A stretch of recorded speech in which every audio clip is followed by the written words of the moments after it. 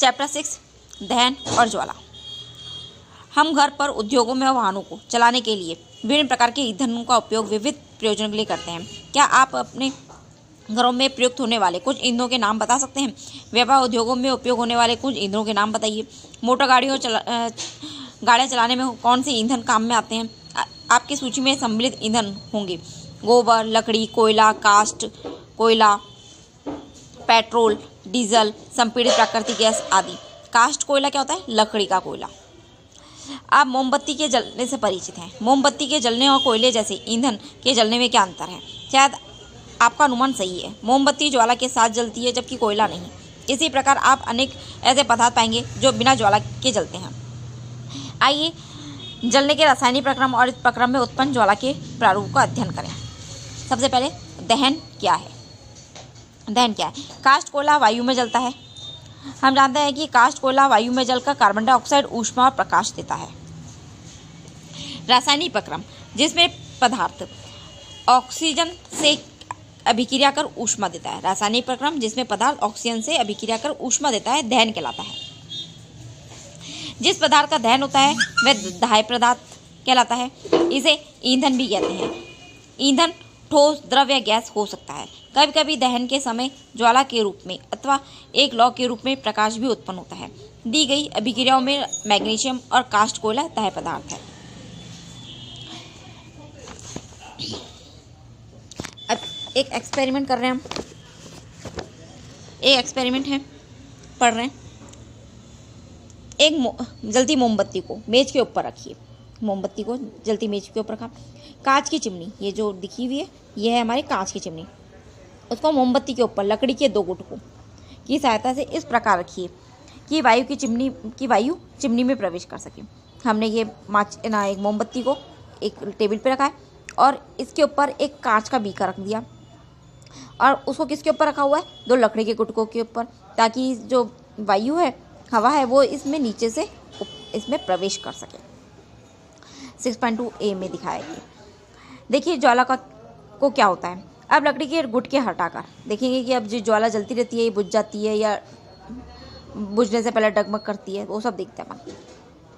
अब इस दोनों गुटकों को हटा देंगे और चिमनी को नीचे कर देंगे, यानी कि लोहे का जो हमारा बीकर है कांच का, उसको हम नीचे रख दिया। तो पुनः ज्वाला को देखिए अब क्या होता है, टिका दीजिए। पुनः ज्वाला को देखिए, अंत में कांच की प्लेट चिमनी के ऊपर रख दीजिए, कांच की प्लेट। थर्ड वाले में हमने क्या किया, इसके ऊपर क्या रख दिया, कांच की प्लेट रख दी। क्या ज्वाला कंपन करती हुई बुझ जाती है? क्या ये कंपन करती है क्या और धुआं देती है? क्या ये अप्रभावित जलती रहती है? क्या आप दहन प्रक्रम में वायु की भूमिका के बारे में कुछ निष्कर्ष निकाल सकते हैं? तो हमने क्या पाया, हम पाते हैं कि दहन के लिए वायु आवश्यक है। अवस्था ए में, यानी कि ये जो अवस्था है ए में मोमबत्ती निर्बोध रूप से जलती रहती है, यानी कंटिन्यूस जलती रहेगी, उसमें कोई प्रॉब्लम नहीं आएगी। जबकि वायु चिमनी में नीचे से प्रवेश करती है, इसके अंदर वायु क्या नीचे से प्रवेश कर रही है, तो ये आराम से जल रही है। जबकि बी जो पॉइंट है, मैं जब चिमनी में नीचे से वायु प्रवेश नहीं कर पाती है तो ज्वाला में कंपन होता है और धुआं उत्पन्न करती है। इसमें क्या होगी, ये डगमग करेगी, कंपन होगा और इसलिए क्या होगा, इसमें धुआं उत्पन्न होगा। अवस्था सी में ऊपर से इसको ढक दिया। अब यहाँ पे क्या है, इसमें ऑक्सीजन प्रवेश कर ही नहीं पा रही है, तो अवस्था सी में ज्वाला बुझ जाती है क्योंकि उसे वायु उपलब्ध नहीं हो पाती है, इसे वायु नहीं मिल रही है, तो ये क्या होगा, ये बुझ जाएगा।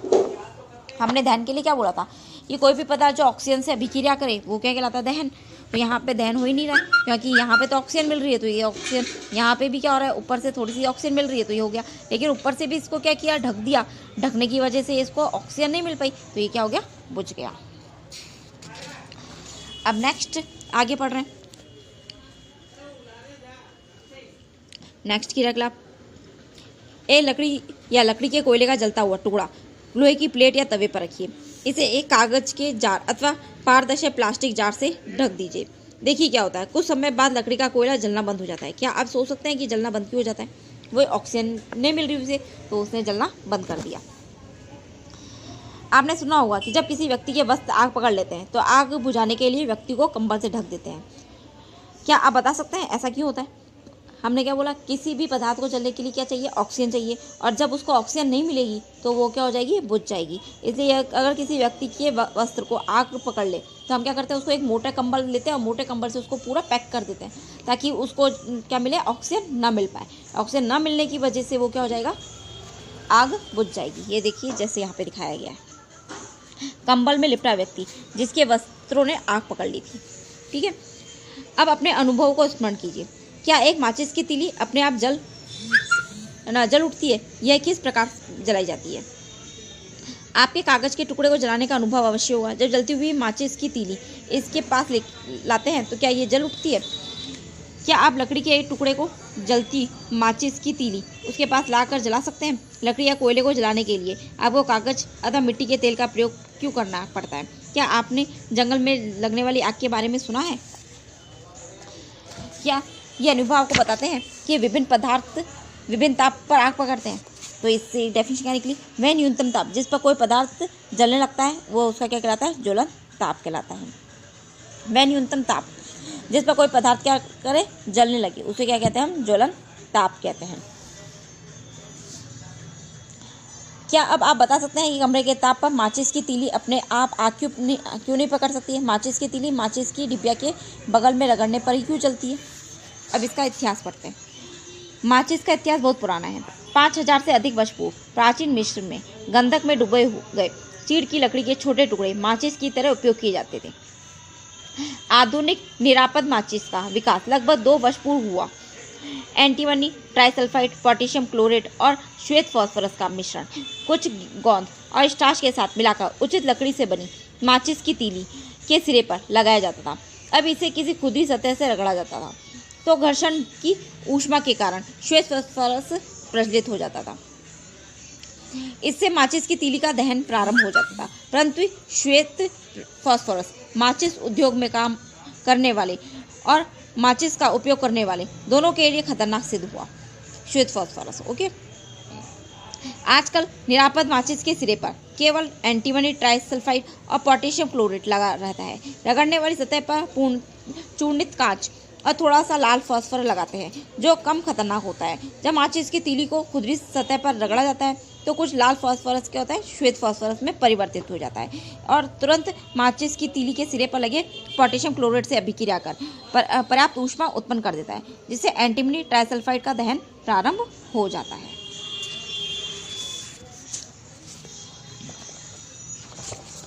अब ज्वलन ताप से कम रहता है। क्या है ये? हमने पाया कि धाय पदार्थ तब तक आग नहीं पकड़ता है या जल नहीं सकता है जब तक कि उसका ताप क्या हो, ज्वलन ताप से कम हो। हमने क्या बोला, वह न्यूनतम ताप जिस पे कोई पदार्थ क्या हो जाए, जल जाए, उसे हम क्या बोलते थे, ज्वलन ताप। लेकिन अगर ज्वलन ताप से कम ताप होगा तो वो क्या रहेगा, नहीं जल सकता। क्या आपने कभी भोजन पकाने वाले तेल को आप पकड़ते देखा है? जब तलने वाला बर्तन लंबे समय तक जलते हुए स्टोव पर रखा जाता है कमरे के तभी वो जलता है। आपने देखा होगा कई बार कढ़ाई के अंदर तेल रख के गर्म करते हैं अपन और वो तेल क्या होता है, आग पकड़ लेता है क्योंकि वो क्या होता है, बहुत ज़्यादा गर्म हो जाता है। तो उसका ज्वलन ताप वो था कि जिसके ऊपर ये एकदम उसने आग पकड़ ली। तो वही चीज़ थी यहाँ पे, हम ज्वलन ताप वह नहीं होता जिस पर कोई पदार्थ क्या होता है, जलने लगता है। तो तेल क्या होता है, तेल ने एकदम आग पकड़ ली। कमरे के ताप पर मिट्टी का तेल और लकड़ी अपने आप आग नहीं पकड़ते, परंतु यदि मिट्टी के तेल को थोड़ा सा गर्म कर दे तो वह आग पकड़ लेता है। क्या इसका ज्वलन ताप लकड़ी के ज्वलन ताप से कम है? इसका अर्थ यह है कि मिट्टी के तेल के रखने में हमें विशेष सावधानी बरतनी होगी। निम्नलिखित क्रियाकलाप प्रदर्शित करते हैं कि किसी पदार्थ के दहन के लिए उसका ताप उसके ज्वलन ताप तक पहुँचना आवश्यक है। किसी पदार्थ के दहन के लिए उसका ताप क्या पहुँचना जरूरी है, उसके ज्वलन ताप तक पहुँचना जरूरी है। इसके लिए क्या किया है, कागज़ के 2 कप तैयार कीजिए। कागज़ के 2 कप तैयार कीजिए। इसमें से एक कप में 50 ml जल डालिए। दोनों कपों को अलग अलग मोमबत्ती द्वारा गर्म कीजिए। आप क्या देखते हैं? कागज़ के खाली कप का क्या होता है? जब जलयुक्त कागज़ के कप का क्या होता है? क्या इस कप का जल गर्म हो जाता है?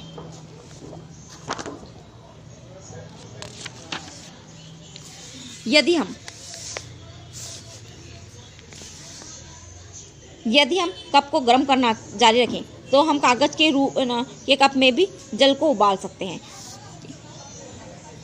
क्या आप इस परिघटना का कोई स्पष्टीकरण सोच सकते हैं? कागज़ के कप को दी जाने वाली ऊष्मा चालन द्वारा जल में चली जाती है, अतः जल की उपस्थिति में ताप कागज़ के ज्वलन ताप तक नहीं पहुंच पाता, इसलिए वह जलता नहीं है। इसने क्या बोला कि एक कागज़ का कप बनाइए और उसमें क्या डालिए, पानी डालिए और उसको मोमबत्ती से गर्म कीजिए। गर्म करोगे तो एक टाइम ऐसा आएगा कि पानी क्या हो जाएगा, गर्म हो जाएगा, क्योंकि इसने जो एनर्जी दी है, टेम्परेचर दिया है, वो किस में कन्वर्ट हो गया, उसके ज्वलन में, यानी उसको पानी को गर्म करने में, ऊष्मा में परिवर्तित हो गया। लेकिन अगर हम ऐसे ही जलाएंगे तो ये क्या हो जाएगा, जल जाएगा कागज़। तो यहाँ पे यही बताया गया, कागज़ के कप को दी जाने वाली ऊष्मा चालन द्वारा जल में चली जाती है, अतः जल की उपस्थिति में ताप कागज़ के ज्वलन ताप तक नहीं पहुँच पाता, इसलिए वह जलता नहीं। जिन पदार्थों का ज्वलन ताप बहुत कम होता है और जो ज्वाला के साथ सरलतापूर्वक आग को पकड़ लेते हैं, ज्वलनशील पदार्थ कहलाते हैं। जिन पदार्थों का ज्वलन ताप क्या है, बहुत कम होता है और जो ज्वाला के साथ सरलतापूर्वक आग पकड़ लेते हैं, ज्वलनशील पदार्थ कहलाते हैं। ज्वलनशील पदार्थ क्या होते हैं? जिनका ताप बहुत कम हो और वो बहुत जल्दी आग पकड़ लें, वो ज्वलनशील पदार्थ कहते हैं। कई बार अपन हाईवे पे जाते हैं तो हाईवे पे हमारे आगे जो ट्रक चल रहे होते हैं उनमें कई बार लिखा हुआ होता है ये ज्वलनशील पदार्थ, तो यानी उससे दूरी बना के चलिए, ताकि है ना, अगर मान लो आग पकड़ भी ले टेम्परेचर की वजह से तो आप उसकी चपेट में ना आए। ज्वलनशील पदार्थों के उदाहरण पेट्रोल, अल्कोहल, द्रवित पेट्रोलियम गैस आदि। क्या आप कुछ और ज्वलनशील पदार्थों की सूची बना सकते हैं? हम आग पर नियंत्रण कैसे पाते हैं? अपने घरों, दुकानों, कारखानों में आग लगते देखा या सुना होगा। यदि आपने इस प्रकार की कोई दुर्घटना देखी है तो आप संक्षिप्त विवरण अपनी नोटबुक में लिखिए। यह अनुभव आपने कक्षा के साथियों के साथ भी बांटिए। अपने क्षेत्र की अग्नि सेवा के टेलीफोन नंबर का पता लगाइए। यदि आपके या आपके पड़ोसी के घर में आग लग जाए तो इससे पहले अग्निशमन सेवा को सूचित कीजिए। ये जरूरी नहीं कि हम आपको अग्निशमन सेवा के टेलीफोन नंबरों की जानकारी होनी चाहिए।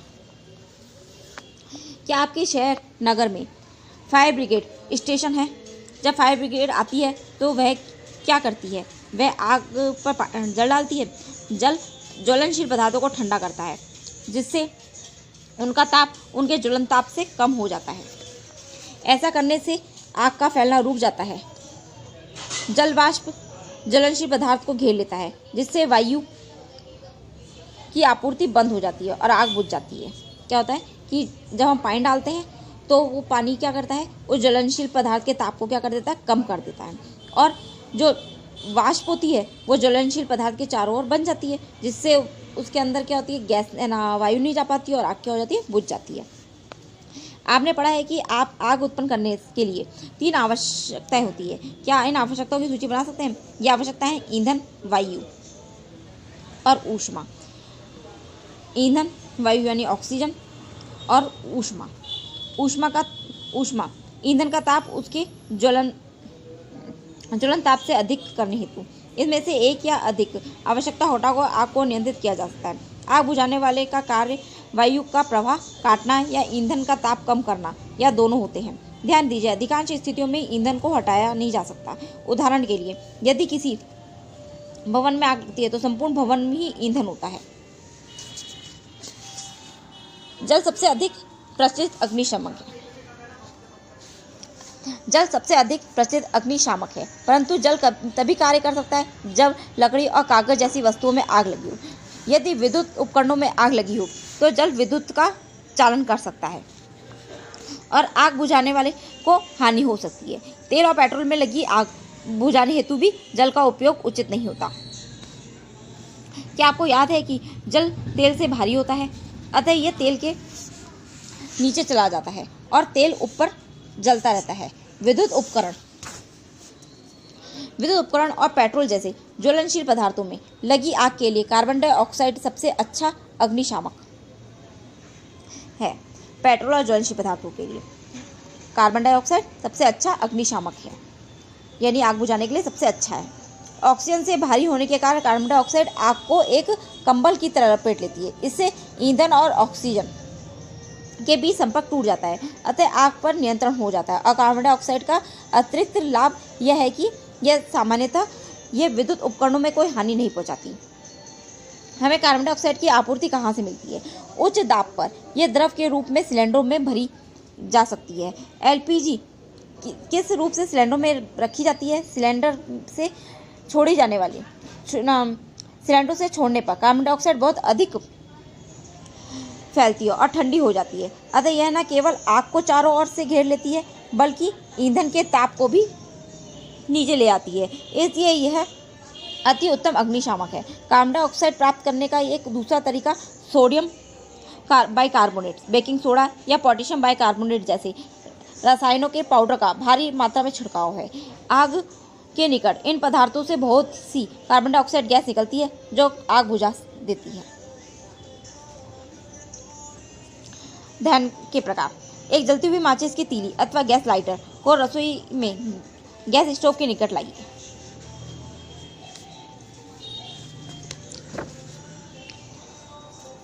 ये प्रयोग आपको स्वयं गैस स्टोव का प्रयोग ना कीजिएगा और अपने माता पिता की सहायता लेकर ही ये काम करिएगा। उनसे उनकी सहायता लीजिएगा, फिर ये प्रैक्टिकल करके देखिएगा। वैसे ना करें तो बेटर है, सबसे अच्छी बात यही है।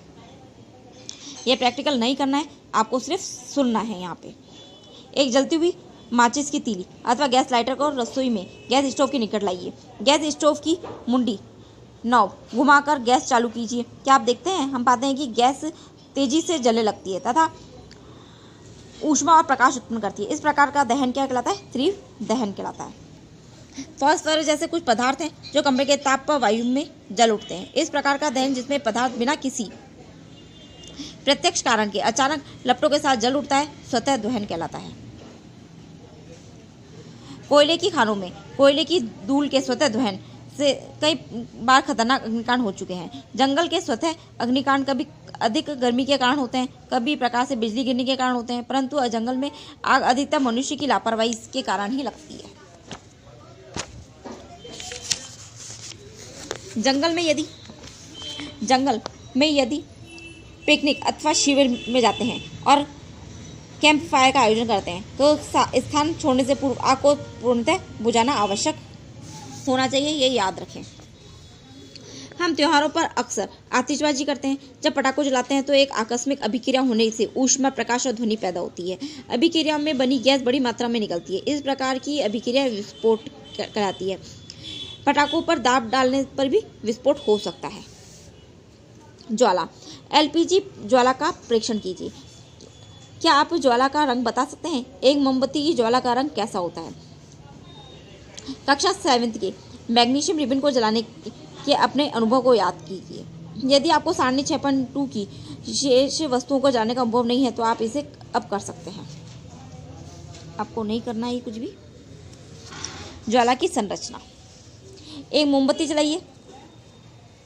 एक कांच की 4 से 5 सेंटीमीटर पतली नली को संडासी द्वारा पकड़िए और उसका एक सिरा मोमबत्ती की जलती हुई ज्वाला के अदीप्त क्षेत्र जोन में प्रवेश करा दीजिए। कांच की नली के दूसरे सिरे के निकट एक जलती हुई माचिस की तीली लाइए। क्या आपको समय पश्चात ज्वाला उत्पन्न होती है? यदि ऐसा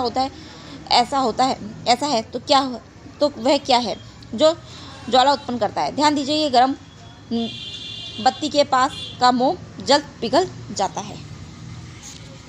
दहन के समय जो पदार्थ वाष्पित होता है वो ज्वाला का निर्माण करता है। उदाहरण के लिए मिट्टी का तेल और पिघली हुई मोमबत्ती के साथ साथ ऊपर उठती है और दहन के समय वाष्पित होकर ज्वाला का निर्माण करते हैं। इसके विपरीत लकड़ी का कोयला वाष्पित नहीं होता और कोई ज्वाला नहीं निकलती। क्रियाकलाप 6.5 में क्या कांच की नली से बाहर निकलने वाला मोम का वाष्प क्या ज्वाला उत्पन्न करने का कारण हो सकता है? जब मोमबत्ती की ज्वाला स्थिर हो तो ज्वाला के दीप्त क्षेत्र में एक स्वच्छ कांच की प्लेट स्लाइड प्रविष्ट कीजिए। उसे संडासी लगभग 10 सेंटीमीटर तक पकड़िए, फिर उसे हटा लीजिए। आप क्या देखते हैं? ये बताया इन्होंने। जब मोमबत्ती की ज्वाला का बोला है स्थिर हो तो एक स्वच्छ कांच की प्लेट, ये है जो स्लाइड है, उसके ऊपर रखिए उसे संडासी से लगभग, संडासी से हमने इसको पकड़ा हुआ है, 10 सेंटीमीटर रखिए, फिर उसे हटा लो तो क्या होगा, कांच की प्लेट या स्लाइड पर एक गोल काला वलय बन जाता है। ये ज्वाला के दीप्त क्षेत्र में उपस्थित बिना जले कार्बन कणों के जमाव को दर्शाता है। एक पतले लंबे तांबे के तार को लगभग 30 सेकंड तक ज्वाला के अदीप्त क्षेत्र में पकड़ कर रखिए। ये वाला इसमें इसको पकड़ के रखा। ध्यान दीजिए कि तार का भाग जो ज्वाला के कुछ ही बाहर था रक्त तप्त हो जाता है। यही दर्शाता है कि ज्वाला के अदीप्त क्षेत्र का ताप बहुत अधिक है। वास्तव में ज्वाला का यह भाग सबसे अधिक गर्म होता है। सोने और चांदी को पिघलाने के लिए सुनार धातु की फूंकनी से ज्वाला के सबसे ऊपरी भाग को उस पर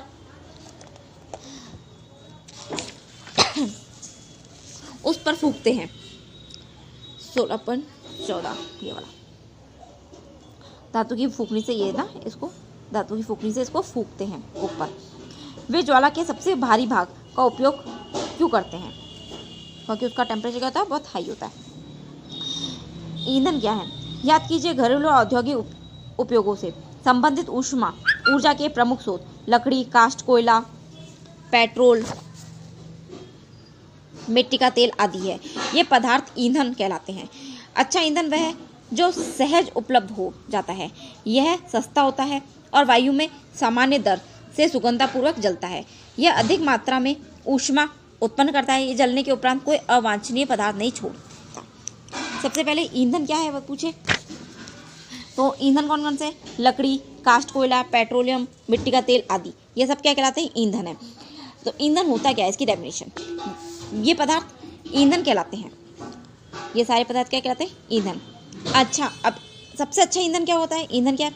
सबसे अच्छा ईंधन वह जो सहजता से जल जाए, जो सहजता से उपलब्ध हो जाए, वो क्या कहलाते हैं? हमारे ईंधन कहलाते हैं सबसे अच्छा ईंधन।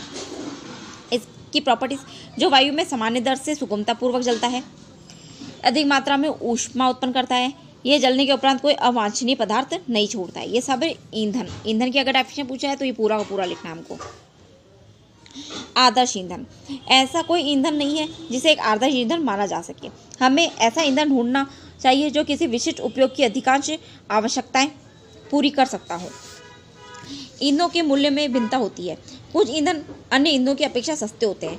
जिन ईंधनों से आप परिचित हैं उनकी सूची बनाइए।